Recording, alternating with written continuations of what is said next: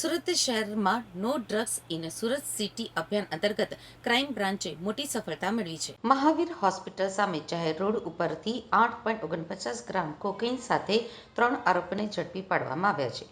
Police commissioner Anupamsinh ગહેલોતના માર્ગદર્શન હેઠળ crime બ્રાન્ચની ટીમે તારીખ 20/5/2025ના રોજ અટવા ગેટ વિસ્તારમાંથી આ કાર્યવાહી કરી છે.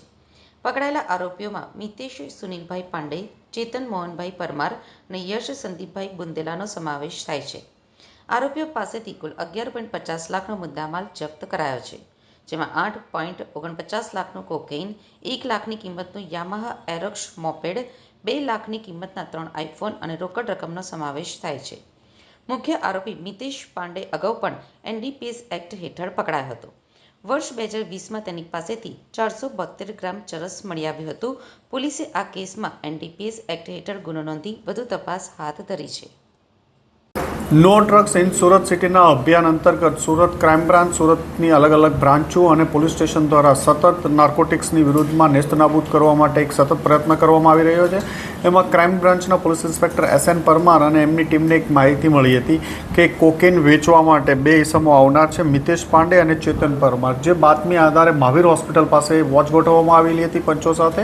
દરમિયાનમાં એક યામાહા એરોક્સ મોટરસાઇકલ ઉપર આ બંને આવતા એમને પકડી પાડવામાં આવ્યા અને એમના કબજામાંથી 9 ગ્રામ જેટલું કોકેન મળી આવ્યું છે.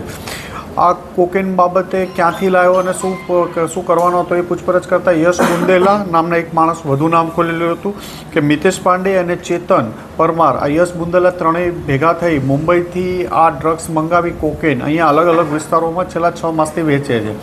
આનું વેચવાનો ભાવ 1 ગ્રામનો 10,000 રૂપિયાથી વધુના ભાવથી આ લોકો વેચતા હોય છે. આગળમાં આમાં પણ એક નાઇજીરિયન લેડી અને એક બીજા માણસનું નામ ખુલ્યું છે અને તપાસ આ બાબતમાં ચાલુ છે. નાઇજીરિયન લેડી કોણ છે સર? ક્યારથી આ લોકો સંપર્કમાં? 6 માસથી એની સાથે સંપર્કમાં છે. સર, કોકેન ક્યાંથી લાવ્યા હતા? સુરતમાં ક્યાં ડિલિવરી માટે જવાનું? કોકેન છે એ મુંબઈથી આવેલું હતું અને અલગ અલગ લોકો જે એના રેગ્યુલર કસ્ટમર હશે એમને એ છૂટક તે 6 માસથી આ લોકો ધંધો કરે છે. એમને આઈડેન્ટિફાઈ કરી અને એમને પણ ઓળખવામાં આવશે. આરોપીનો બેકગ્રાઉન્ડ શું? આરોપી અગાઉ 2020માં ચરસના કેસમાં પકડાયેલો છે. જે મેઇન મિતેશ પાંડે છે એ 2020માં 472 ગ્રામ ચરસ સાથે પૂણા પોલીસ સ્ટેશનમાં અરેસ્ટ થયેલો છે.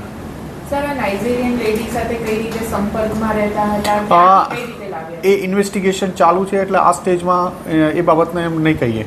સર, જે વોન્ટેડ આરોપી છે એ કોણ છે? એક નાઇજીરિયન લેડી છે અને બીજા એક માણસનું નામ ખુલ્યું છે. એ બાબતમાં તપાસ ચાલી રહી છે. નાઇજીરિયન લેડીનું નામ શું છે? ક્યાં મુંબઈમાં રહે છે? વિસ્તારને એ પોલીસના ધ્યાનમાં છે. એનું નામ કાલી છે અને તપાસ એની બાબતમાં જ કરી રહ્યા છીએ.